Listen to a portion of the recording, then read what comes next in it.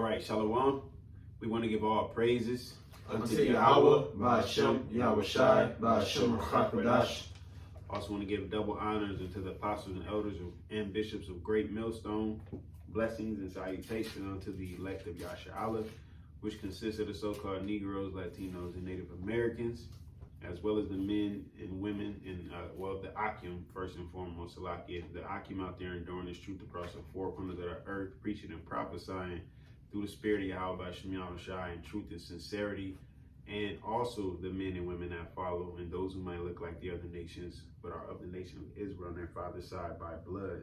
And I was watching Elder Apostle Tahar video the other day, and he pretty much, he said a statement that was just, it was a simple statement, but, it started getting my mind going through the spirit. And he said, I don't know the exact words, but he was like, pretty much, that's what John saw. And he was speaking about Revelations 13 and 16. Okay. And we know that goes into the mark of the beast, all right, or the MOTB, as we say, which is the RFID microchip, okay, which, as you see, they're getting closer and closer. It's like over here, they're talking about digital IDs, and over here, they're talking about digital currency as far as a stable coin. Then over here, they're talking about RFK Jr. talking about wearables. All right, and then over here is, you got the whole other countries been putting off of the dollar for the most part. It's just all of these different avenues, right, leading to what? The MOTB. That's their final move, man. Their final move ain't the nukes, Their final move is to get everybody on Earth chipped, man. All right, so upon thinking about that, the Apostle Elder Tahar said that, this is what John saw. Now, what he saw, he explained it as best as he could with that present terminology that they had and knowledge that they had. All right, ICBMs, nuclear missiles, planes, because we also going to get in Revelation, the 9th chapter, through the Spirit. All of these things wasn't created yet. Okay, so can you get that in Amos? Okay. This is the book of Amos, chapter 3. Oh, Salaki, we also going to get 2nd Ezra, the 16th chapter, because it speaks about the arrows. Okay.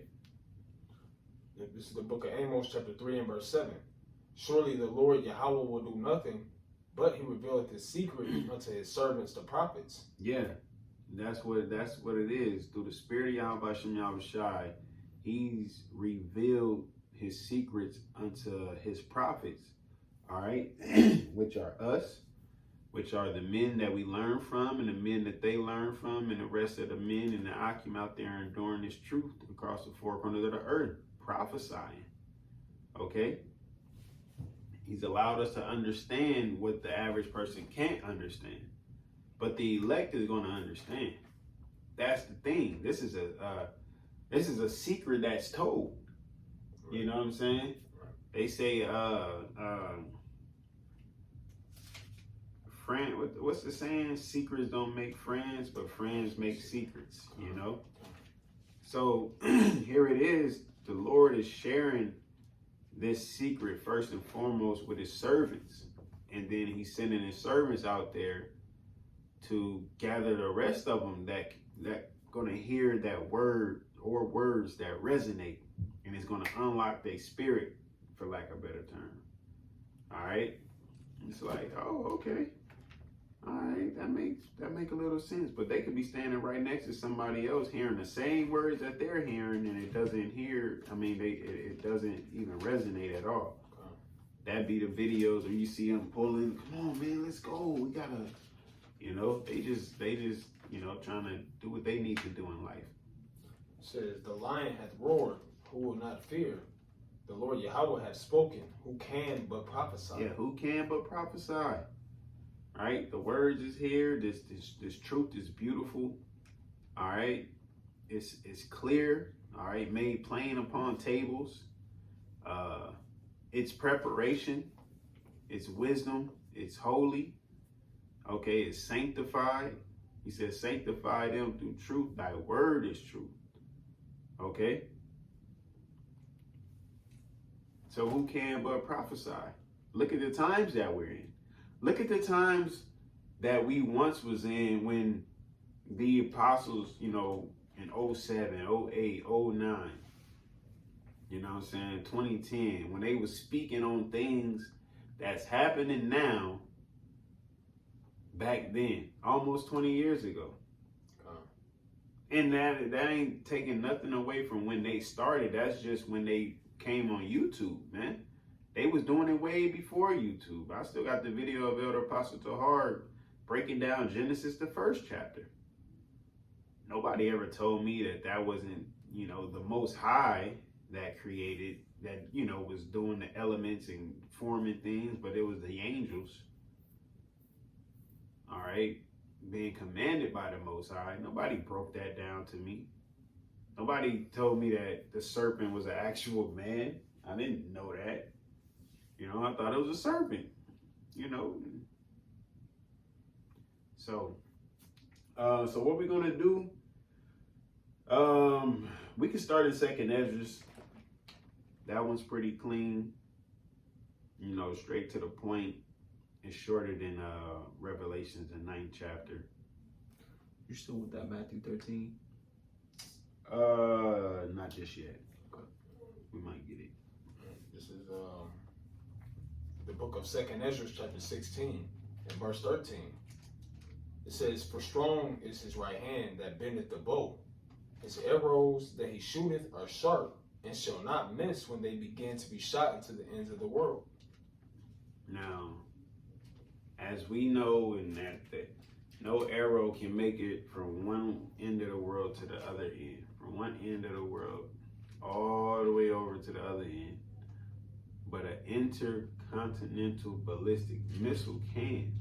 ICBM. Okay? So we have to understand when when he's seeing this, he's seeing, you know, the Lord is giving him a vision, or he's in a trance or in a dream. He's seeing what's going on. This is him explaining it to his best ability. Okay? So he's speaking about, because go back up. Back in verse 13, it says, 2nd Esdras 16, verse 13, for strong is his right hand that bendeth the bow.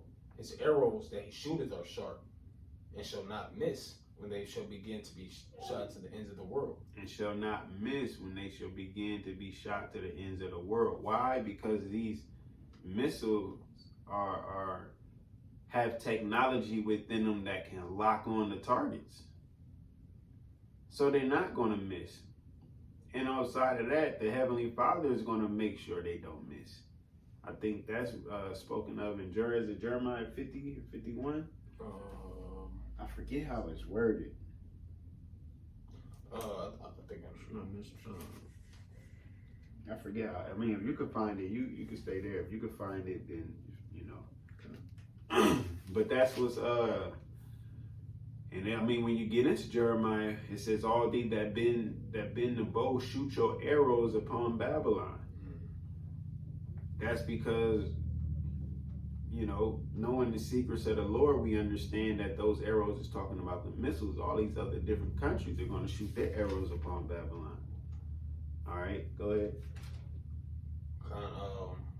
That was it to that. I went through. It should be a couple more verses after that. Okay, this verse 14. It says, "Behold, the plagues are sent and shall not return again until they come upon the earth." Yeah, ain't no turning them back. That's the thing with these missiles, man. Once you hit that button, they going to hit their target. You know.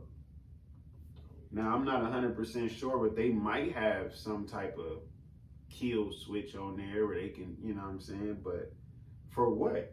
Because us understanding that these arrows, can you get that in Isaiah 9:5?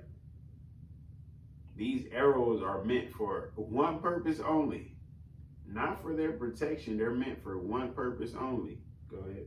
This Isaiah chapter 9, verse 5. It says, "For every battle of the warrior is with confused noise and garments rolled in blood. But this shall be with burning and fuel of fire." Yep. This is gonna be with burning and fuel of fire, man, by way of the nuclear missiles. All right. We was gonna get into Joel the 2nd chapter. You can also read that as well, but it tells you that they ride in ranks as horses, making noise as many chariots. All right. Devouring everything around them, and what that's the capability of a nuclear bomb, man. See, they think they created this to be the bullies on the block and to have protection. No, it's just a gift for Babylon, you know, because after that ain't gonna be no point for nukes, because we're ruling. Yeah. You know, through the spirit of YAHAWASHI. The Israelites are up and coming after that. Ain't gonna be no more war. If they gonna beat their swords and the plowshares, you know, the earth gonna be cleaned up, man. All right. Go ahead. Did you back in that 2nd Ezra 16? Mm-hmm. So back in 2nd Ezra 16 and verse 15, it says, "The fire is kindled and shall not be put out Go ahead. till it consume the foundation of the earth." Yep. That's what's coming to it, man. All right. Every work, every element in work is gonna be burnt up. Roughly paraphrasing 2 Peter the 3rd chapter. Yeah. Everything. Nothing's gonna survive it. No one is gonna survive. I ran across a video that said, "Can you survive a nuclear bomb?" Yes, if you're outside the radius. The only thing is, everywhere is going to be the radius, because there's going to be 200,000 warheads coming over here. What's up? Even the people in the bunkers, because it says it's going to burn the foundation. Yeah, well, some of them they're going to be straight. Okay. You know, they're going to, especially the elite of them, wherever they hiding at, you know, they're going to get got. You know what I'm saying? But at the end of the day, you know, fire is coming to, I ain't gonna even say cleanse this land, just to destroy it, really. Yeah. You know? Because it's never gonna be inhabited anymore. You're gonna see a smoke from afar off and the smoke burning for a while, pursuing the revelations. All right?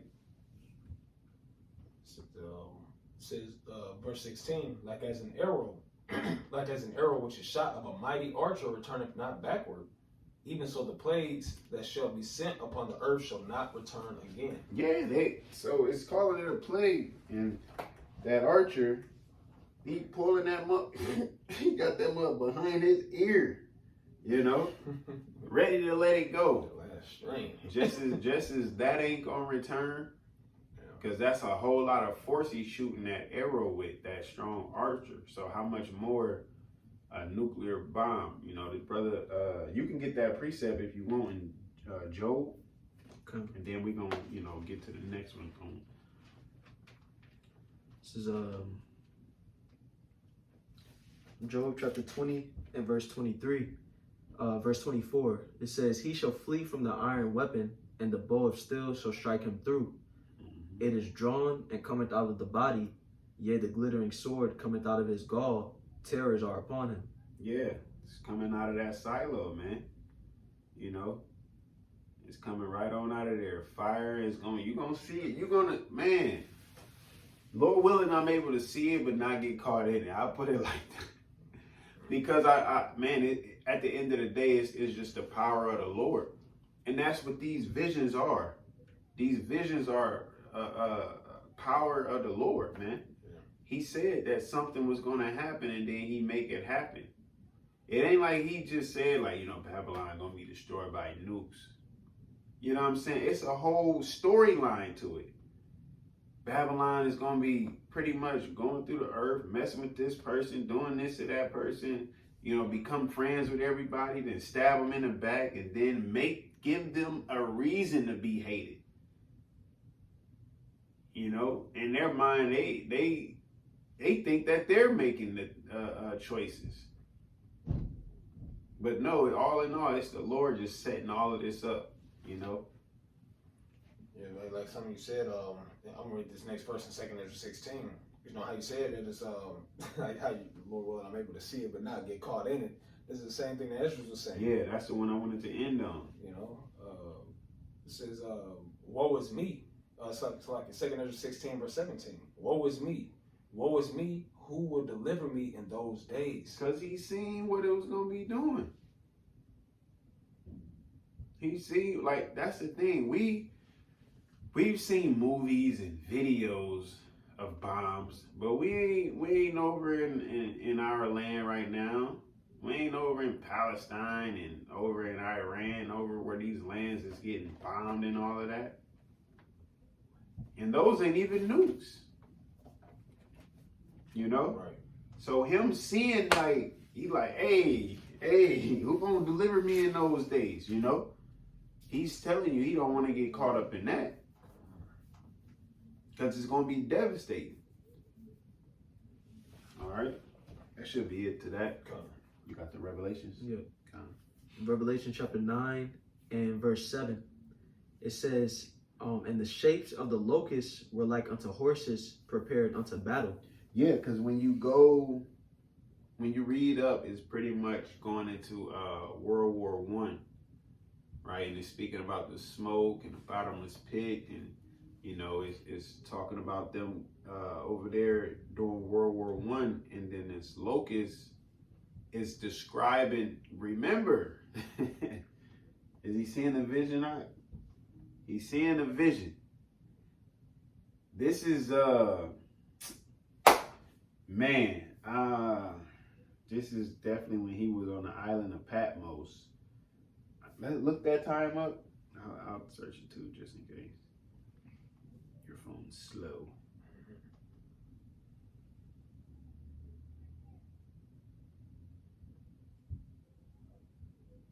Your phone's slow. It say, yeah, my fingers. It say around 95 AD. So, when was the first plane? Well, we'll get it. I don't think the Wright brothers was born in. You feel me? They was around, but they wasn't doing planes yet. They wasn't all the way back then.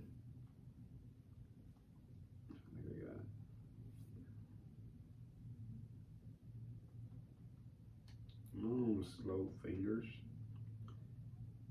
But rather development of aircraft. That came around, yeah. Okay, it says World War I airplanes were not created at a specific date, but rather the development of aircraft for military use ramped up significantly in the years leading up and during the war, starting with the invention of the first practical airplane by the Wright brothers in 1903. You know, in World War I, at the start of World War I in 1914, airplanes were primarily used for observation and reconnaissance. So that's when it's speaking about the locusts, it's speaking about the planes. Okay, go ahead, brother. It says, and the shape of the locusts were like unto horses prepared unto battle, and on their heads were as it were crowns like gold. Why? Because when you go to battle, you're in a formation. Okay, so these planes are coming in a formation, side by side, like us three side. We just picture us as planes as we just going, you know, but a whole lot more, you know. It says, and their faces were as the faces of men. Oh, it said the helmets of gold, or it said crowns like gold. Crowns like gold. Their heads were crowns like gold. Yeah, speaking of their helmets. Yeah. Go ahead. And their faces were as the faces of men. Because it was men driving in those planes. Remember, he's seeing a vision, so he's explaining it. The only thing that you can think of flying around then would be a locust. because the planes looked like locusts. When you look at them side by side, they look damn near the same. You know? And it's just like when you wake up from a dream and you trying your best to like explain the dream, because sometimes it be kind of hazy and like, you know, you trying to explain the best you can. And that's why these niggas is asleep, because they're waking up from a dream and we're trying to explain. That's in Sirach. It's in Sirach. It's telling a man that waketh out of sleep. You know, can you grab that? This is Sirach. Sirach chapter 22 and verse 8. It says, "He that telleth the tale to a fool speaketh to one in a slumber. When he had told his tale, he will say, what is the matter?" Mm-hmm. Yeah. Like, what? Huh? Simple as that. You don't know what's going on. I thought it was a different one other than that, though. I thought it said something like one that waketh out of sleep. But I could be let me go over verse. The same chapter. Sirach 22 verse 7. It says, "Whoso teacheth the fool is as one that glueth the posture together, and is as he that waketh the one from a sound sleep." Okay. Now I'll go to the next one. "He that telleth the tale to a fool speaketh to one in a slumber.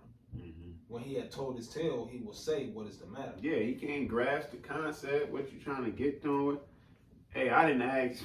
I used to do that when I was younger. You know, ask my big cousins crazy ass questions while they was asleep. I'm all of an elementary student. Talking about, hey, is it cool if I drive your car to the mall? Yeah, go ahead. Like, really? Yeah. You know, because they have sleep. They don't really know what's going on, man. Such is a fool when you're explaining things to them. You know? They don't know what's going on. They can't grasp it, you know? And that's what happened with these prophecies. All right? People fail to realize that it's not going to be delivered how you want it to be delivered. You want to see America in the Bible. Right. Sit your ass down. Show me Trump in the Bible. Because then it'd be easy to understand. Exactly. But that's why it says, seeing they may see and not perceive, hearing they may hear and not understand. Least they be converted and healed. I was just about to grab it.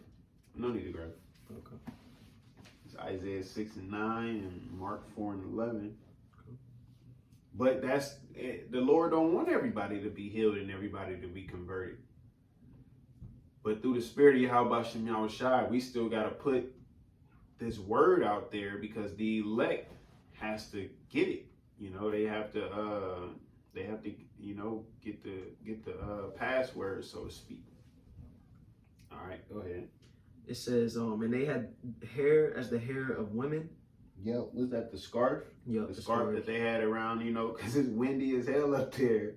Because they didn't have they didn't have like jets and stuff, man.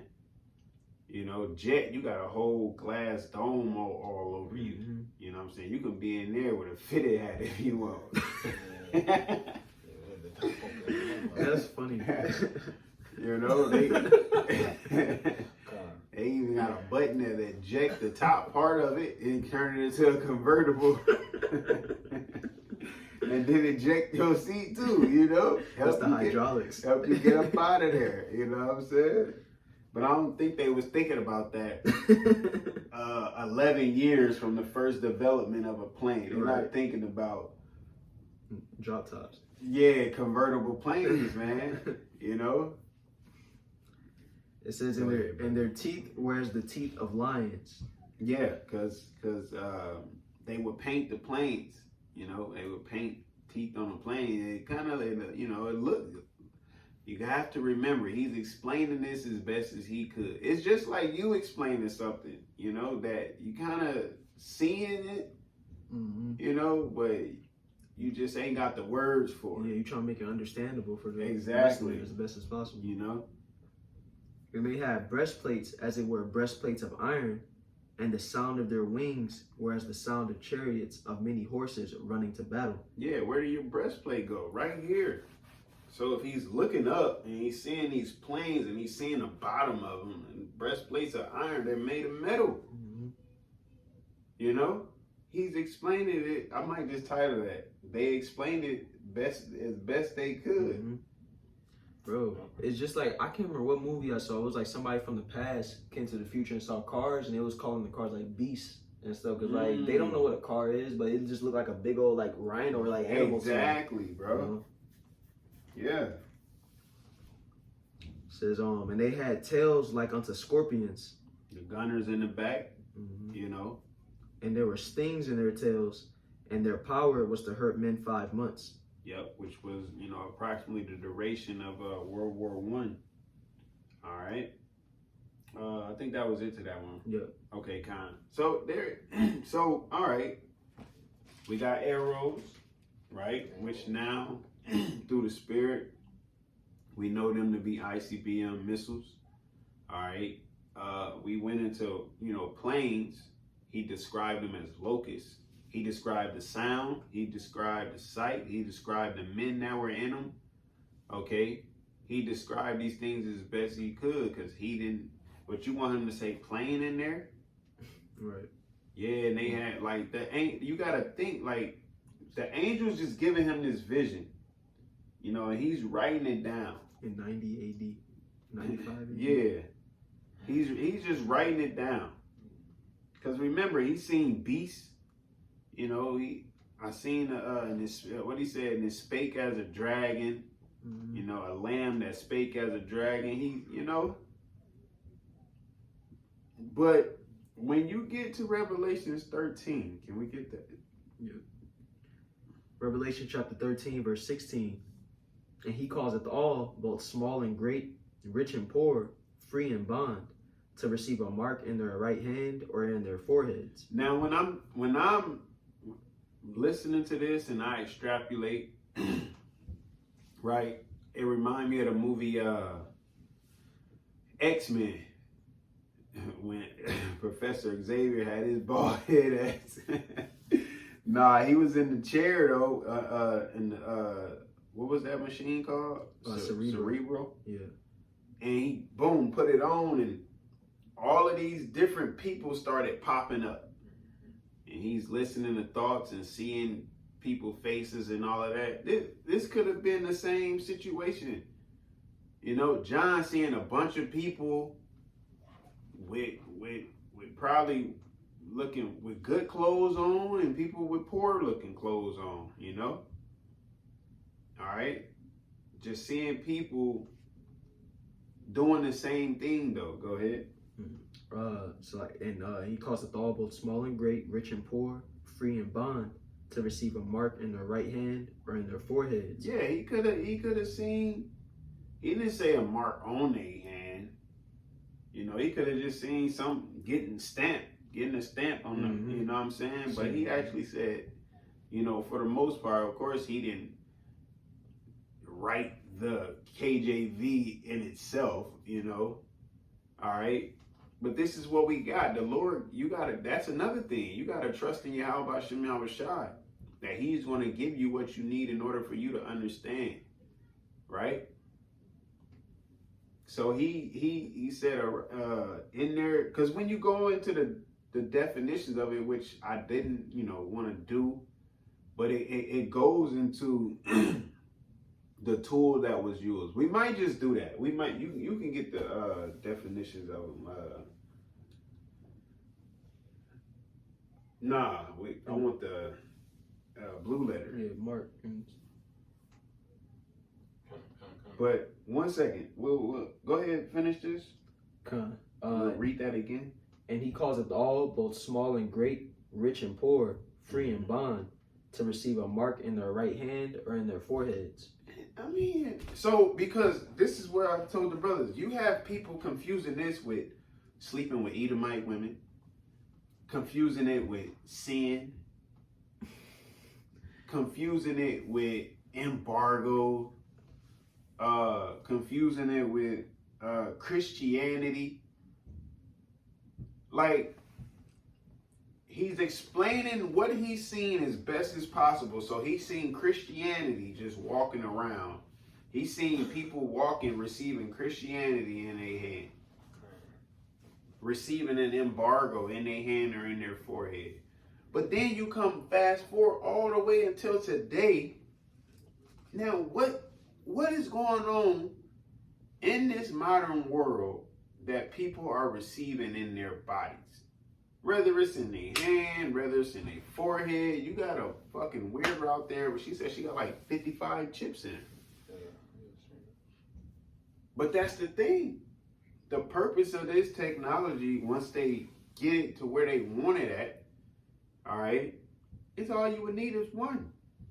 You don't need a chip to open up your bathroom door, your car door, and one to open your office, and one to start your car. And no, it's one thing to just do all of that. Mm-hmm. He's explaining it as best as he can, man.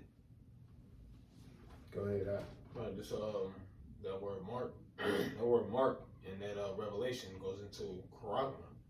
Charagma, which is a word that we all should be familiar with. The world is familiar with it. Which says a stamp, an imprinted mark of the mark stamped on the forehead or the right hand as the badge of the followers of the anti-Messiah. The mark branded upon horses, thing carved, sculpture, graven work. Yeah, and there you go. All right. Oh, don't tell me we ran out of space. Low battery. Okay. It should still keep recording. Got 10%. So it said a thing in what it said? It says a thing carved, sculpture, or graven work. Yeah, because that's it. That's their creation, right? This is their way to brand you, okay, as you are a animal. Because when you brand animals, you're claiming that as your property. That's why the Lord said, if you get this, you're going to be destroyed, because he's not going to cover you. He's not going to protect you. You're not going to receive salvation. Go to the root. Go to the root. It says karax or charax, which is a pale or stake, a palisade or rampart. A stele or stake or a palisade, okay?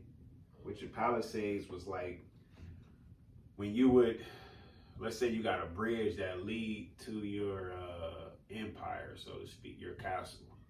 All right, you pull that bridge up, you put palisades at the bottom by the water part, so if people trying to come over there, they gotta climb through all of these sharp wooden, it's basically like a sharp fence in a sense, you know. Before there was barbed wire, they had palisades, Yeah, man. right. You know, but it's to keep things out or give them a tough time to get in, you know. So it's something that's sharp, right? Go ahead. It says pales between which earth, stones, trees, and timbers are heaped and packed together. Just go back up to the top. Yep. And this is pretty much the needle itself, you know. Yeah, it says also from charasso, to sharpen to a point, then to a kin, through the idea of scratching. So it's something physical. Yeah, it's prick. It can prick, and that's what they do. This needle gonna go in you. It's gonna put that chip in you. They're gonna hit it with some alcohol and give you a Danimal's Band-Aid. I don't know, whatever you want. They might have a collection of Band-Aids. And which one you want? Yeah, which one you want? What's your favorite color? Give me that Johnny Bravo one. Let me get the Thomas the Train. That's what they're gonna, like, you know. And they got. Of course, they're not just gonna bring it out in the open. They're gonna gradually lead you to the cliff. You looking around like, dang. I thought you said it was only 2 miles away. Like, we've been walking for 8 hours. Oh no, it's all good on this right this way. Ain't even nothing in sight over here, you know? Here, hey, give him some more juice. Give him another cookie. He's probably famished. Go ahead to the root of that. Says the root goes into, it's like grapho, which says to write, with the with reference to the form of the letters, to delineate or form letters on a tablet, parchment, paper, or other material. Pretty much it goes into the information that's going to be put on there. So you got charagma, which is a device. You got karax, which is the instrument to insert the device, and then you got grapho, which is the information that's going to go within the device, which is what? The data. Yeah, the data. Perfect word. The water. Your ID, your credit card, your debit card, your insurance card, Social Security. Social Security, you know, birth certificate, work badge, all because all you gotta do is just scan it, boop, boop, boop, boop, update it. Anything new. All in one. Even if you want to change your name, just boop, boop, boop, boop, boop, you know what I'm saying? It's just simple as that, man. Remember, they're explaining things as best as they could in those times. But like you know, brothers always say, hey, how do you get embargo out of this? Christianity out of this, sin out of this. And then you got dummies that'll just roll with that. No, it just don't make sense, man. It does not make sense. You know? Was that it to that? Yeah. Well, you got verse 17 and 18. I don't know if you wanted to read all of it. Nah. What you think? You can grab it. Okay. It says, and that no man, verse 17, and that no man might buy or sell, save he that had the mark or the name of the beast or the number of his name. Here is wisdom. Let him that had understanding count the number of the beast, for it is the number of a man, and his number is 666. Yeah, because at the end of the day, this is who's pushing this. I don't see no Jakes out there pushing this. I'm talking about actually pushing it. Like, hey, look, we came up with this device. Check ours out. You know, it got a marijuana symbol on it. You know, like, no, it's Esau that's pushing this, man. All right, what's they a technocracy? Yep. You know. Eventually, though, Esau is going to be using Jake to advertise and stuff. He has to. He has to. I see what you're saying. That this is Esau's whole plot and no, scheme. But that's what I'm saying. Who's inventing it? Yep. Like, you know what I'm saying? Right. Yep. Like, actually, like, we know that Neuralink belongs to Elon Musk. You know what I'm saying? Jake ain't got you got other companies, you know, but at the end of the day, this is Edom's plan, man. You know, this is his fight. He's still fighting to be like the Most High. You still trying. You go, boy. You know, but that's why so much is going on now, because he knows that he got but a short time. All right, so in these last days, through the spirit of YAHAWASHI, we have to stay prayed up, you know, because like I said, no man's going to be able to buy or sell except you have that mark, man. Okay, let me stop doing my hands like that for they think I done sold out. Start pausing the video. Look at them, you see? Right, circling the hands and shit. Got their mouth, the cursor going around and around. They ain't drawing nothing. It's highlighted though. But in all, sincerity and seriousness, we at the end of this, and that's what's up next, man. That's what's up next. You see a lot of these weather patterns, all right, in different parts of the country. What you think that's gonna affect housing? It's gonna affect finances, people finances. It's gonna affect farms. All right. Oh, yeah. A lot of things are gonna be affected by these storms, man. Whether they man-made, created or not, it's still of YAHAWASHI, because we just in them times, you know. We're at the end of this thing, man. All right. Hey, so with that, Lord willing, you was edified through the spirit of YAHAWASHI, and Lord willing, we allowed to endure into the end. And once again, we want to give all praises unto Yahawah, BAHASHAM, YAHAWASHI, BAHASHAM, QADASH. I also want to give double honors to our apostles and elders once again as well. Shalom. Shalom. Shalom.